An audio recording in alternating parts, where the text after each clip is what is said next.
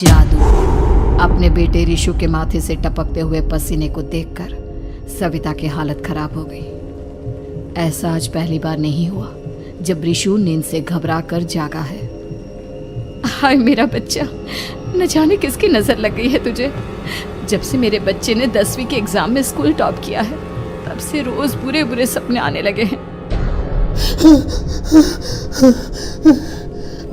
हाँ माँ, मैंने आज फिर से एक काले साए को देखा। वो यहीं मेरी आंखों के सामने खड़ा था। माँ मुझे बचा लो माँ। वो मुझसे कह रहा था कि मुझसे बदला लेगा। माँ कहीं ये प्रशांत। चुप कर, कैसी बात कर रहा है? दोबारा उसका नाम मत लेना। तुझे पता है ना, उस प्रशांत ने आत्महत्या कर ली, तो बार बार उसका नाम मत लिया कर।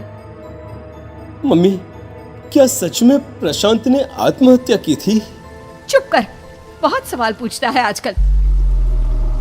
और फिर रात के वक्त सविता के पूरे घर में एक अजीब सा काला धुआं छाने लगा। गहरी नींद में सोई सविता की जैसे ही आंख खुली उसका दम घुटने लगा। वो दौड़कर ऋषु के रूम की तरफ गई जहां उसके दरवाजे पर घूमती एक काली परछाई देख वो बुरी तरह से घबरा गई। कौन है वहाँ? कौन है? सामने आओ। ये मैं हूँ, तुम्हारा काली करतूत।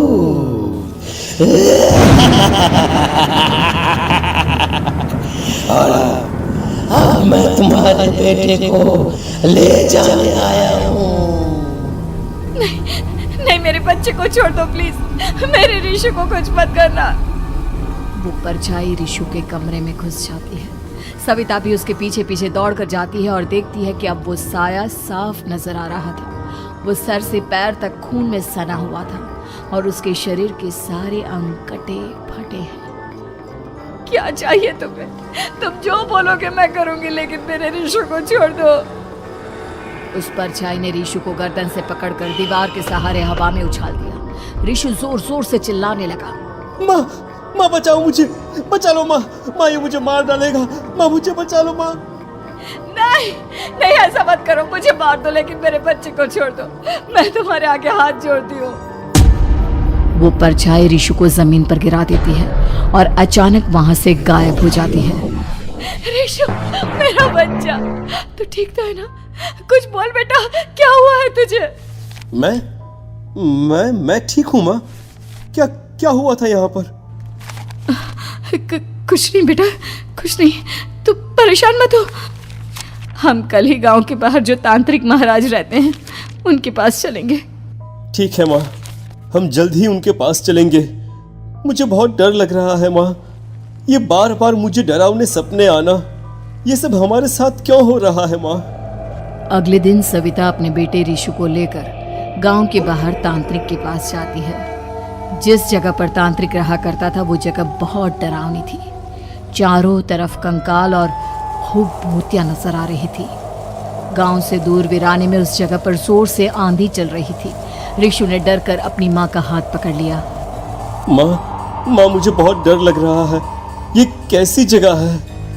देख बेटा, हमारे साथ जो कुछ भी हो रहा है उसका इलाज सिर्फ और सिर्फ ये तांत्रिक महाराज ही बता सकते हैं। अब यही है जो हमें प्रॉब्लम से बाहर निकाल सकते हैं। जैसे ही सविता और ऋषु तांत्रिक की झोपड़ी के अंदर पहुंचे, वहां का नजारा देखकर उनकी आंखें फटी की फटी रह गई। तांत्रिक की झोपड़ी के अंदर कई सारे लोग अपनी गर्दन घुमा घुमा कर जोर जोर से चीख रहे थे। कौन हो तुम और यहाँ क्यों आई हो? महाराज, मेरे बेटे को कुछ दिनों से एक डरावनी काली परछाई नजर आती है और कल रात उसने मेरे बेटे पर हमला भी कर दिया।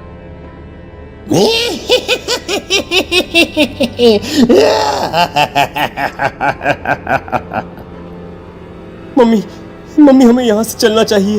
ये जगह मुझे ठीक नहीं लगती। नहीं बेटा, ऐसा नहीं कहते। रुक जाओ, 2 मिनट के लिए रुक जाओ। क्या कहा? काली परछाई? तुम्हारे बेटे पर किसी काली परछाई ने हमला किया? हाँ महाराज, वो कह रही थी कि वो मेरे बेटे को कुछ कर देगी। कोई उपाय बताइए महाराज, मेरे बेटे के साथ कुछ गलत नहीं होना चाहिए। तुमने किसी दूसरे के साथ गलत किया है। तो तुम्हारे साथ भी गलत होकर ही रहेगा। तुमने किसी की जान ली है, किसी को मार डाला है तुमने। नहीं महाराज, मैंने ऐसा कुछ नहीं किया। मैंने किसी की जान नहीं ली। मुझे कोई उपाय बताइए। लगता है तुम इतनी आसानी से नहीं मानोगी। मैं तुम्हें अभी उस काली परछाई से मिलवा देता हूँ और वही सारा सच तुम्हारे सामने लेकर आएगा। सविता और ऋषु ने डर के मारे अपनी आंखें बंद कर ली। तभी अचानक तांत्रिक की झोपड़ी में अजीबोगरीब आवाजें गूंजने लगी। सविता और ऋषु बुरी तरह से कांप रहे थे। आंखें खोलो और अपने सामने देखो। क्या यही है वो जिससे तुम कल रात को मिली थी? बताओ मुझे। हाँ, इसने कल रात मेरे बेटे के ऊपर हमला किया था। ये उसी लड़के की भटकती हुई आत्मा है जिसे कुछ दिन पहले तुमने मार डाला था। मम्मी, ये महाराज क्या कह रहे हैं? क्या सच में आपने किसी की जान ली है, किसी को मार डाला है? अगर हाँ तो बताइए ना मम्मी, किसको मारा है आपने? किसको? तुम्हारी माँ इतनी आसानी से सच नहीं बताएगी बेटा। इसने एक बच्चे की जान ली है। कहीं उसका नाम प्रशांत तो नहीं महाराज? वो मेरा दोस्त है, मेरा मतलब मेरा पड़ोसी है। सही पहचाना। देखा सविता, तुम्हारा खुद का बेटा भी जानता है कि तुमने किसी के प्राणों की बलि चढ़ा दी और इसीलिए अब उसकी बुरी आत्मा तुम्हारे घर में भटकती है। मुझे माफ कर दीजिए महाराज, मुझसे बहुत बड़ी गलती हो गई। प्रशांत हमारे पड़ोसी का बेटा था। हर बार उसके नंबर मेरे बेटे से ज्यादा आते थे और इसलिए मैंने उसके कमरे के बाहर काला जादू किया था, पर मुझे नहीं पता था कि वो मर जाएगा। तुम्हारे उसी काले जादू वाली गुड़िया के अंदर एक बुरी आत्मा थी जिसने उस बच्चे के दिमाग पर बुरा असर कर दिया और उसी की वजह से उस लड़के ने अपनी बालकनी से कूदकर आत्महत्या कर ली।